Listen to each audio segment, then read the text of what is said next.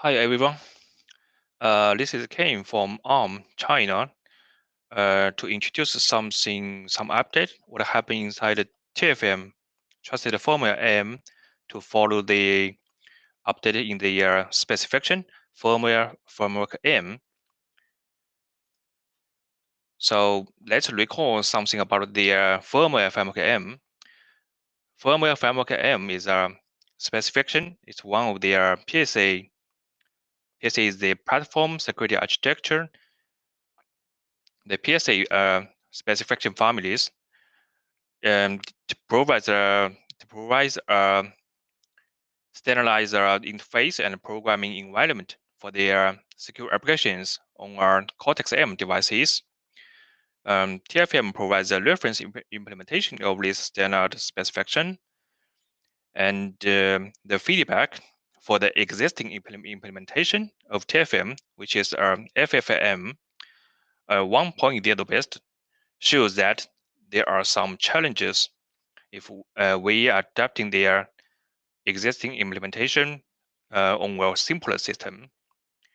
So the specification get updated to address their challenges, and the TFM as a reference implementation needs to be updated to follow the specific update. The update mainly happens on below points. The first one is introduce our secure function model into the implementation. And because in the firmware framework M, we 1.0 version, there's only RPC model inside the secure environment.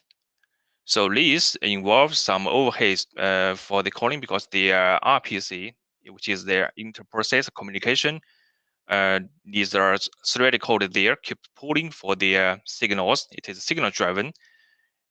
Every partition is a service state to provide boundaries, got its own thread and keep pulling for their signals and handle that. There's a similar handling logic in every partition. And this is the overhead, and the partition involves a schedule there because there we got threads, so we need a scheduler. The scheduler calls some other cycles while executing. So we need to introduce the secure function model into the implementation. The secure function model mentioned in the firmware framework v1.1 simplifies the SPM implementation inside the TFM and to make the service accessing more like a function call into a library. It saves the cost spent on the RPC runtime logic. Also, the memory mapped IO accessing is possible to access the client memory directly in a service. This is quite useful for the simpler system. And also, we will involve the status root services because the 1.0 is the servicing model is connection based. We need to grab a connection before accessing any services. But there are services like it's just one shot or simple enough, or it does not need to maintain our connection and maintain the status. So we introduce this feature to address those very simple services or some direct services. And the interrupt handling in the 1.0, it's a signal-based mechanism for the interrupt handling. When the interrupt has come, the SPM will convert the interrupt handling into a signal and deliver that to the thread. Because we lack of the interrupt control APIs inside in the 1.0 version, because if the 1.0 version assumes that the peripheral MMIO interface can provide enough control to the interrupt. And there also are some other improvements and compatibility things updating this specification. So here we go through the items one by one. First is the secure function implementation. To left side is the 1.0 RPC based implementation. So we would involve the secure function based implementation into DFM. So the blue columns here are the interfaces, and the SPM manages the interfaces, right? So the service has to be accessed by the specification defined API. So the SPM got a chance to control the API and do some necessary jobs for the services. For example, the primary validation or there's some policy service accessing policy validation before deliver the call into the services. So that's the reason why we still need a SPM in the single function model. And here's the necessary manifest changes for the partitions. We got a new keyword model to indicate which kind of partition it is. It can be RPC or SFM. And we changed the entry point for the entry point keyword for the partitions based depends on the partition type. If it is a RPC partition, the keyword is the entry point. It is the main entry point of the thread. So we can do necessary initialization in that enter and keep pulling for signals. And if the model is assigned as a SFN, then the keyword is init. It provides a function to let the partition got a chance to initialize some internal data structures, and all the services has been converted into callback functions. The callback functions, the parameter for the callback function still is the message, still the message, because we want to make the partition migration easier from RPC mode to the SFM mode.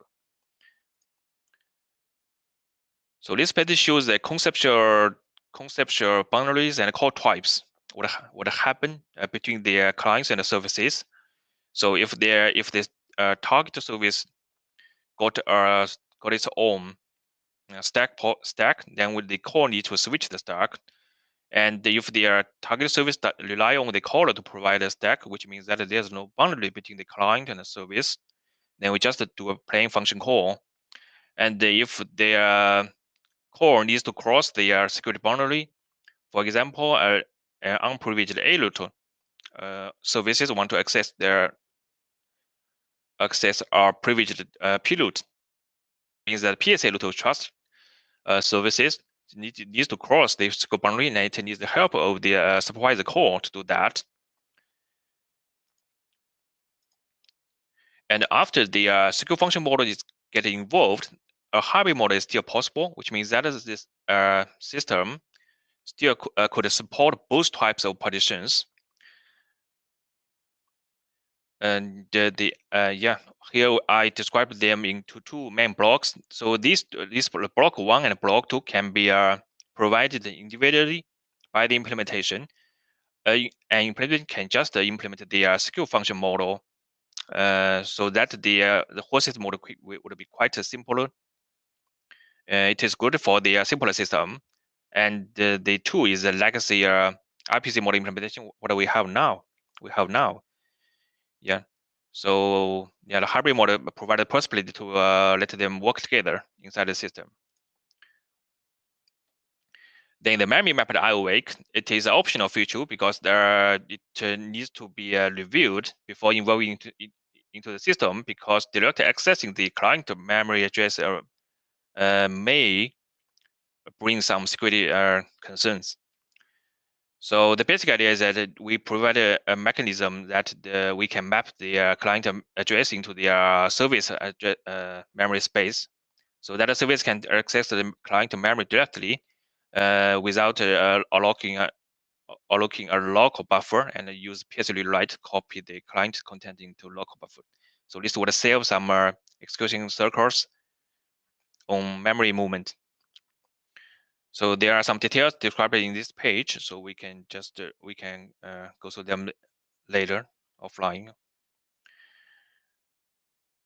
So the memory mapped IO, the implementation involves their 4 APIs into their system, and there's switch to indicate if this feature is available or not in the system.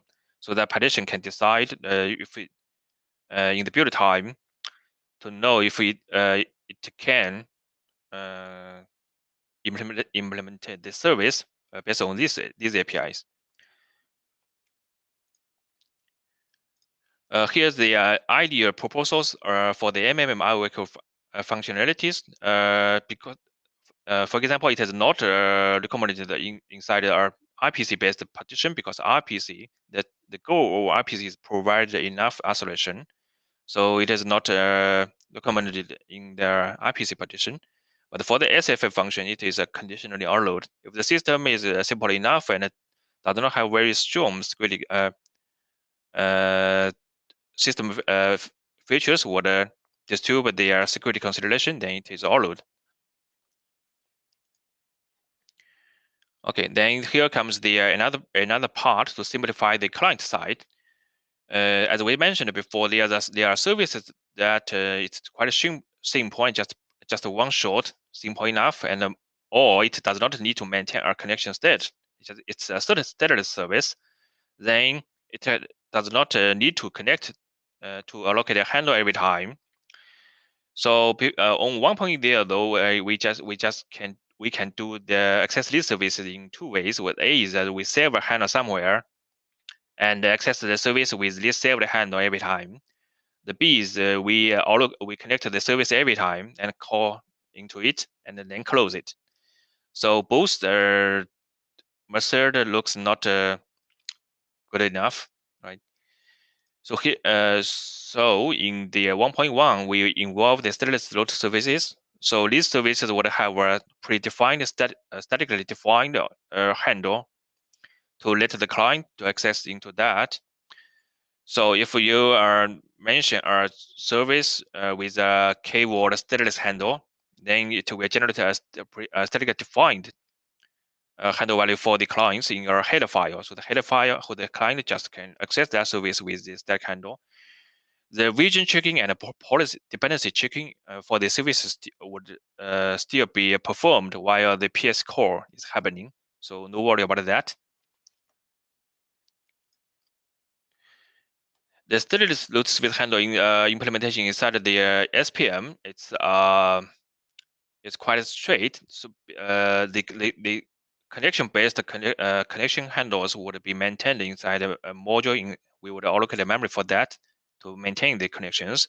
For these are standard list service root service handles. We just find the value and find the target service from the value based on the value, and then just deliver the message and the call request into that service. And the next thing is about the peripheral support. It's mainly about the interrupt. So the reason we just as I had talked at the beginning. So we at one point there the API we did introduce a very simple design. So it just use a threaded signal-based interrupt handling for the partitions, and it lack of the interrupt control APIs.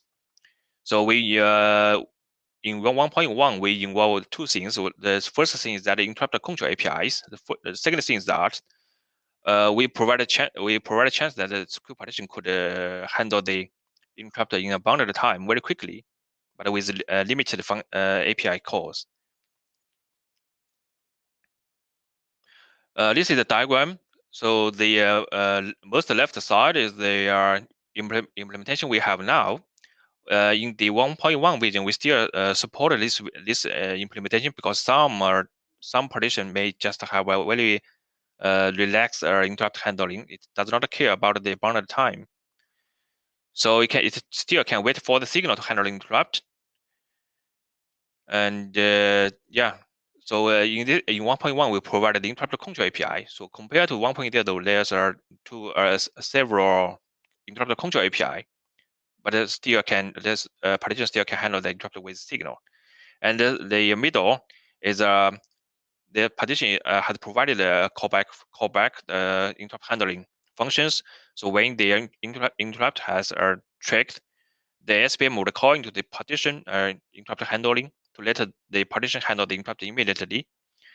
And the partition can decide if it needs to deliver the signal to the partition thread or not. So the right side is the most complicated case. The partition decided got a FRH, which is the first level interrupt handling, and it decided to deliver a signal to the thread, which is the second level interrupt handling. So yeah, so the thread can finally got a signal for it.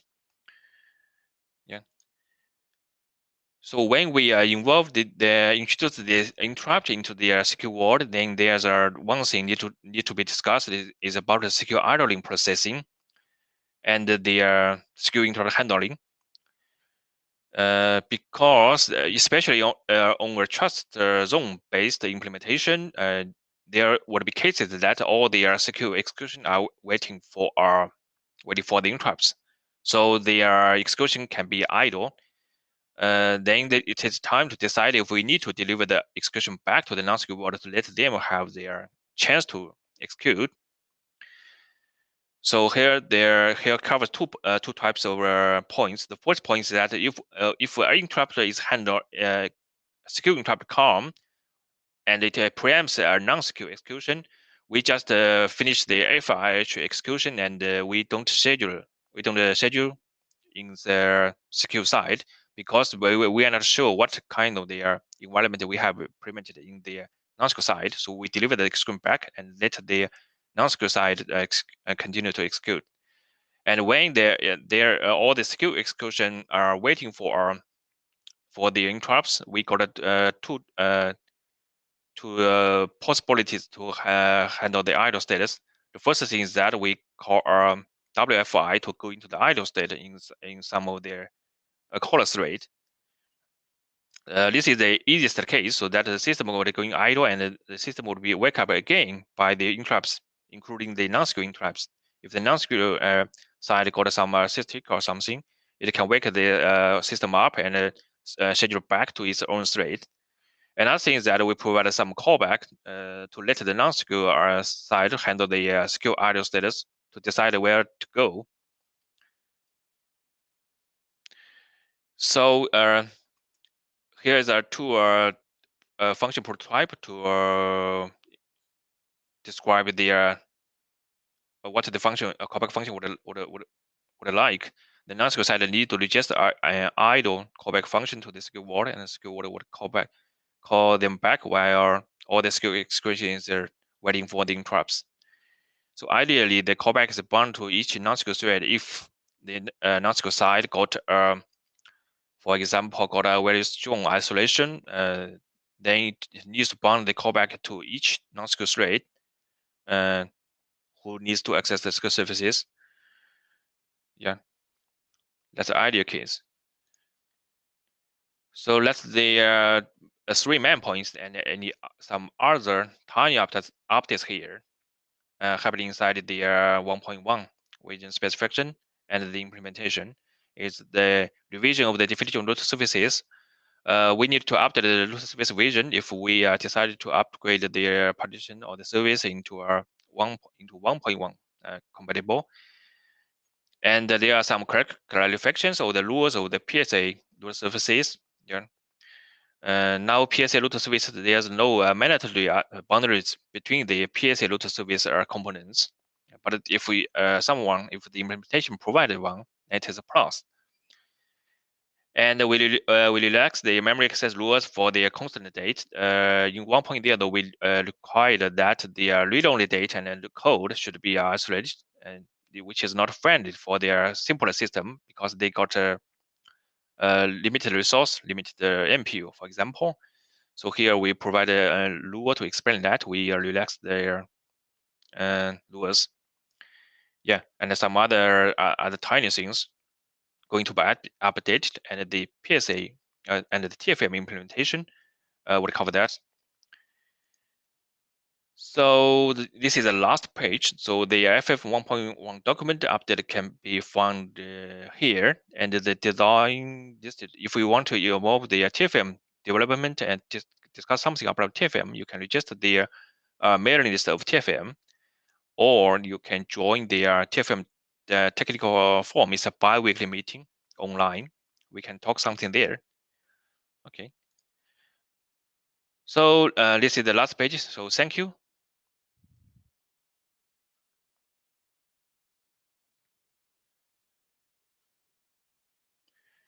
Let me switch to public channel to see if any questions.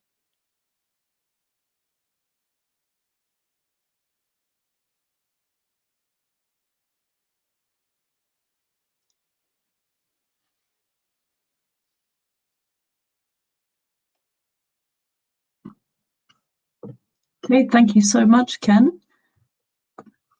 Thank you. I can't see any questions at the moment. Are you happy to stay on here a couple of more minutes just in case any questions come in? Yeah. Okay. Great, sounds good.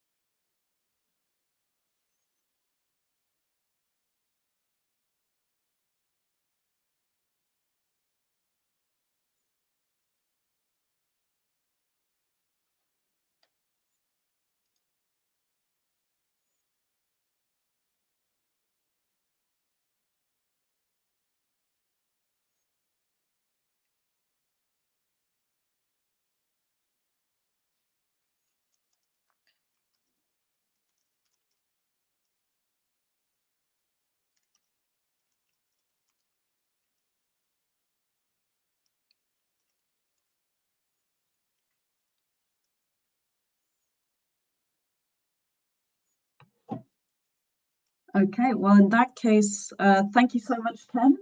I will end the session now, and if anyone has any questions, if you think of anything after the session, feel free to reach out to Ken directly. Thank you. Okay, thank you.